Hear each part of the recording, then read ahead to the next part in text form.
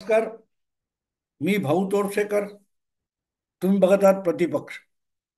मित्रांनो, लवकरच महाराष्ट्र विधान परिषदेच्या 5 आमदारांची निवडणूक होणार आहे. कारण विधान परिषदेत आतापर्यंत बसणारे असे 5 आमदार हे गेल्या विधानसभा लोकसभा निवडणुकीमध्ये थेट निवडणुकीतून निवडून आलेले आहेत किंवा विधानसभेत निवडून आलेले आहेत.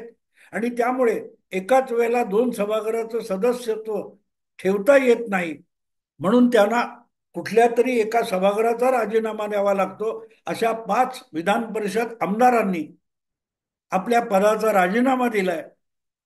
त्यांची नावं तुम्हाला बातम्यांमध्ये बघायला मिळाली असतील. आणि अशा ज्या रिक्त झालेल्या 5 विधान परिषदेच्या जागा आहेत, त्या 5 विधान परिषदेच्या जागांसाठी आता आणखीन 8-10 दिवसामध्ये मतदान व्हायचंय. आणि या पाचही जागा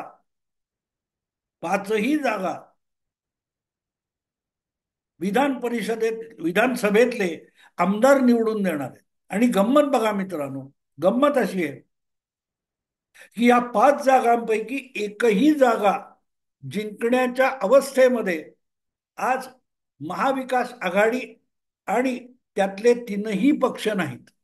काँग्रेस, राष्ट्रवादी शरद पवार गट आणि उबाटा शिवसेना हे 3 पक्ष किंवा गट मिळून महाविकास आघाडी नावाचा एक राजकीय गट तयार होतो.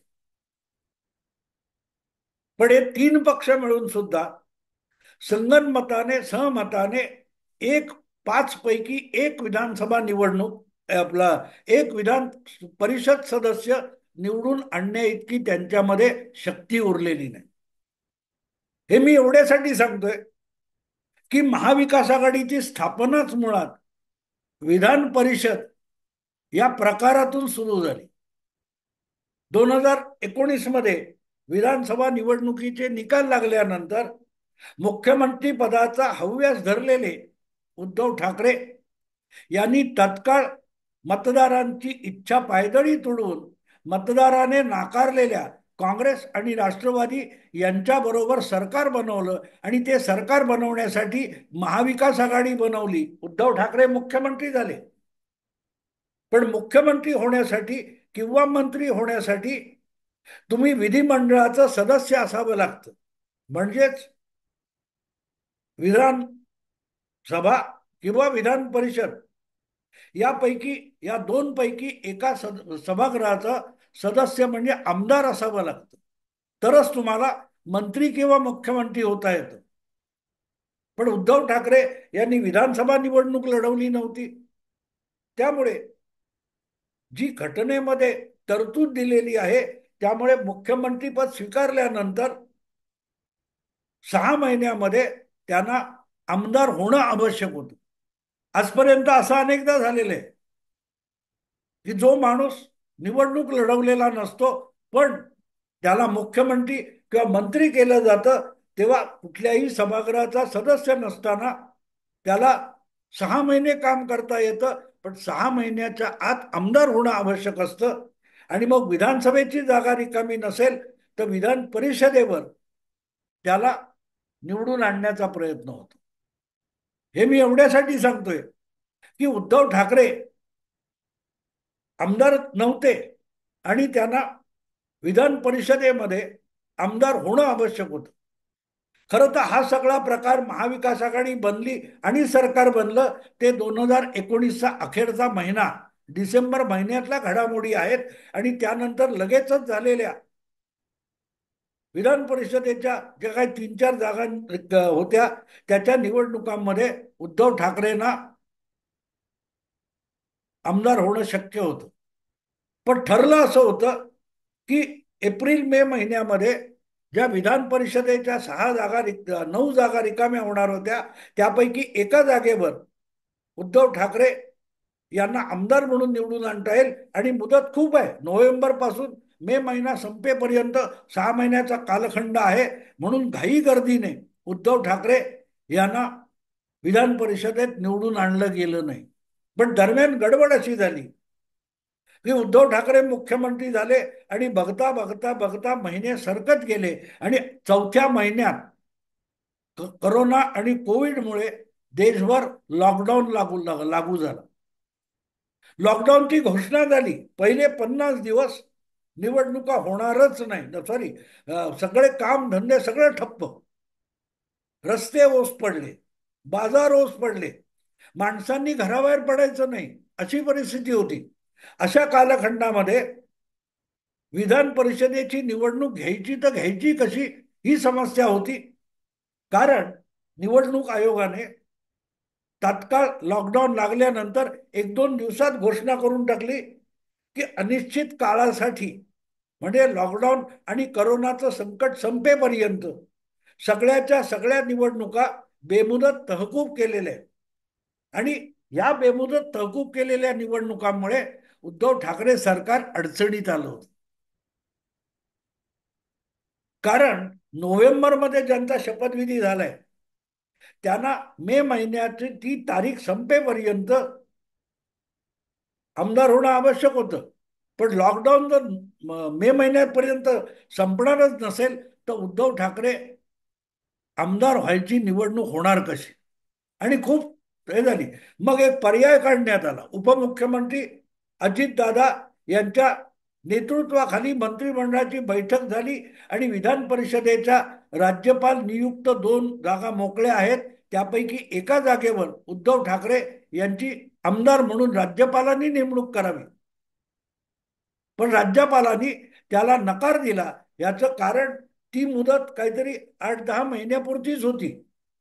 जी रिक्त जागा होती ती एका आमदाराच्या राजीनाम्यामुळे निर्माण झाली होती आणि त्या आमदारकीची मुदत ही फक्त 4-6-8 महिने काहीतरी होती.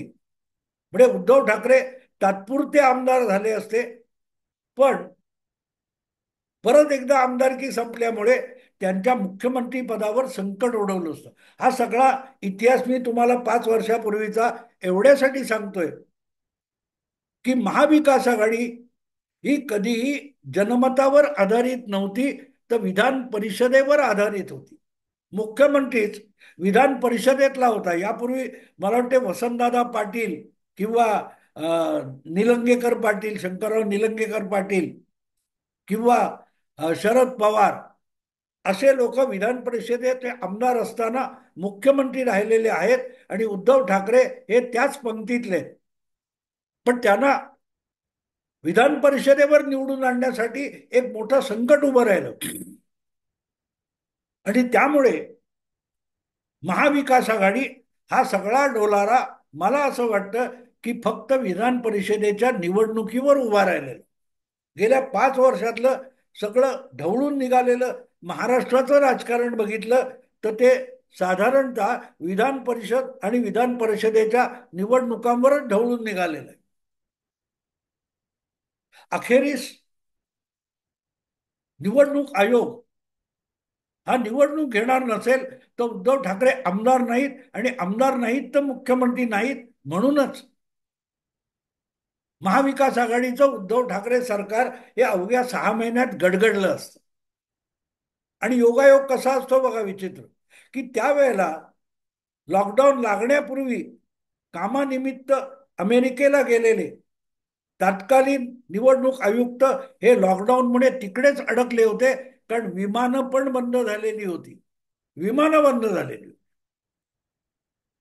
पण कसलाच पर्याय राहिला नाही. त्या उद्धव ठाकरे हे पंतप्रधान नरेंद्र मोदींना शरण गेले आणि त्यांनी सांगितलं बघा असं झालं तर मला राजीनामा द्यावा लागेल, सरकार कोसळेल, बहुमत असताना सुद्धा हे सरकार कोसळेल.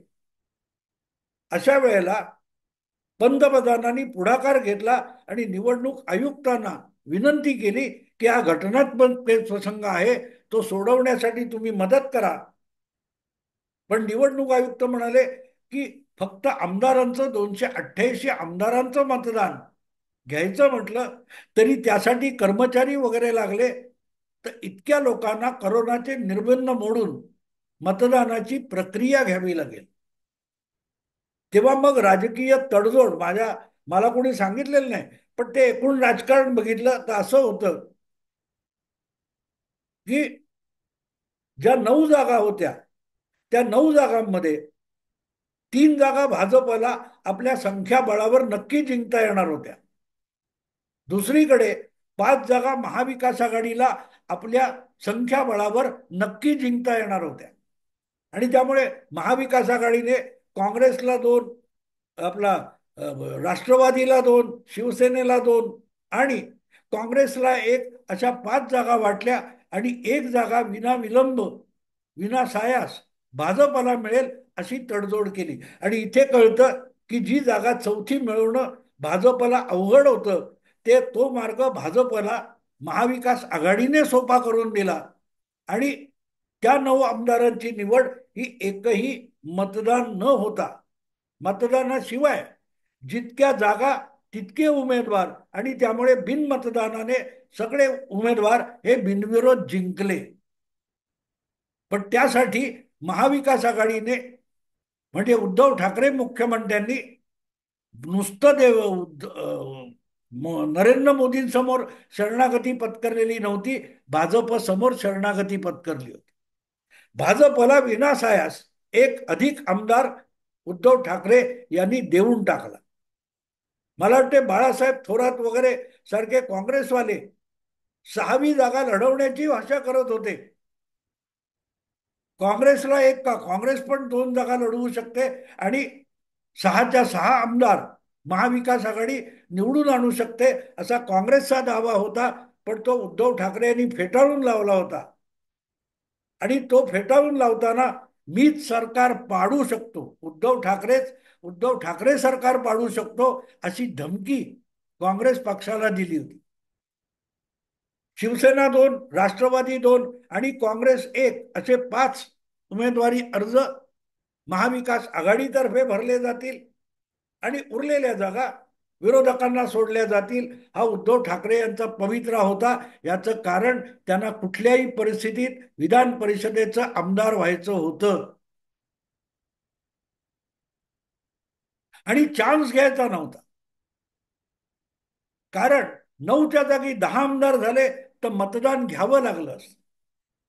आणि काँग्रेसचं म्हणणं असं होतं की मतदान घेतलं तर थोडं इकडे तिकडे मोजून मापून केलं तर आपला 6वा उमेदवार निवडून येईल. पण उद्धव ठाकरेंना तो चान्स घ्यायचा नव्हता. उद्धव ठाकरे हे मुख्यमंत्री पदाला किती हपापले होते, विधान परिषदेचा आमदार व्हायला किती हपापले होते त्याचा हा पुरावा आहे.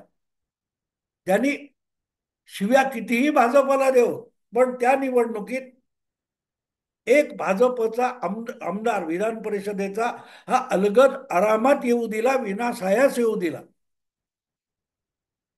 मुद्दा असा होता की विधान परिषदेच्या त्या निवडणुकीवर महाविकास आघाडी टिकून राहिली, नाहीतर पहिल्या 6 महिन्यातच महाविकास आघाडीचं सरकार गडगडलं असतं.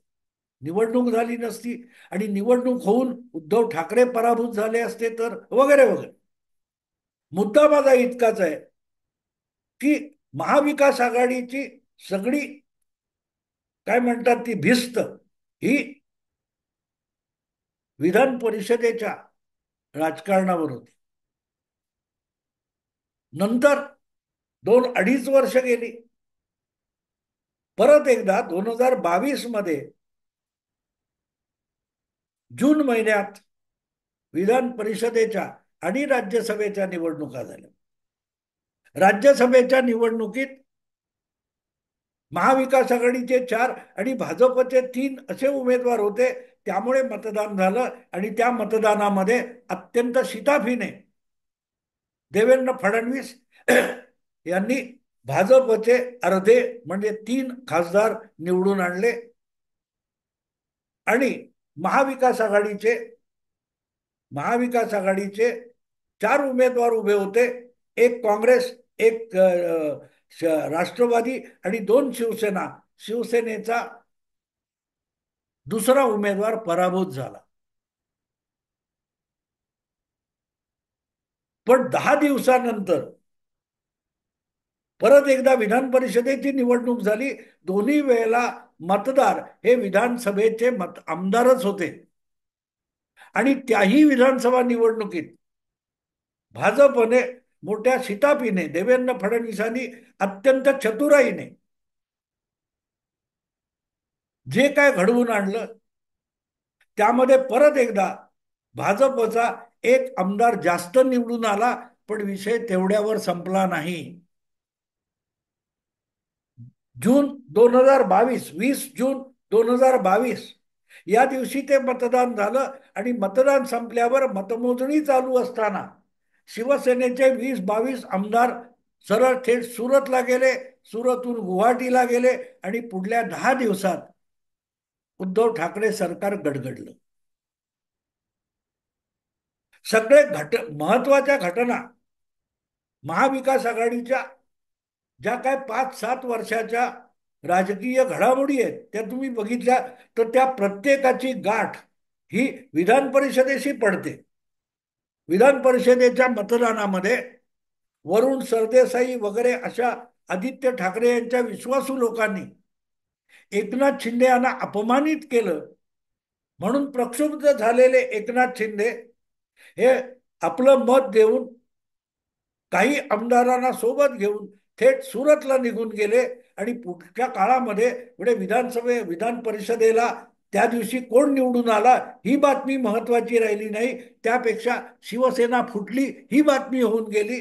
आणि अवघ्या 10 दिवसांमध्ये 29 जून 2022 उद्धव ठाकरे यांना मुख्यमंत्री पदाचा राजीनामा द्यावा लागला. सुरुवात विधान परिषदेपासून झाली. सरकार बनलं ते विधान परिषदेचा उद्धव ठाकरे आमदार होणार म्हणून, आणि विधान परिषदेच्या आमदारांच्या निवड करण्याच्या मतमोजणीतून आणि मतदानातून शिवसेनेत फूट पडली आणि उद्धव ठाकरेंना राजीनामा द्यावा लागला. सगळ्या महाविकास आघाडीचं राजकारण हे म्हणूनच विधान परिषदेशी निगडीत आहे. आणि आता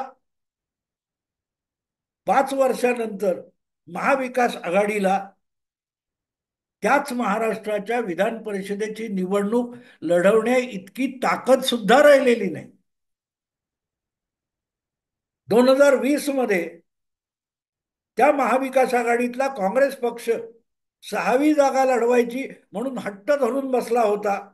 आणि उद्धव ठाकरे यांनी तसं केलं तर मीच अर्ज भरणार नाही, सरकार आत्ता पाडीन, इतकी धमकी दिली होती.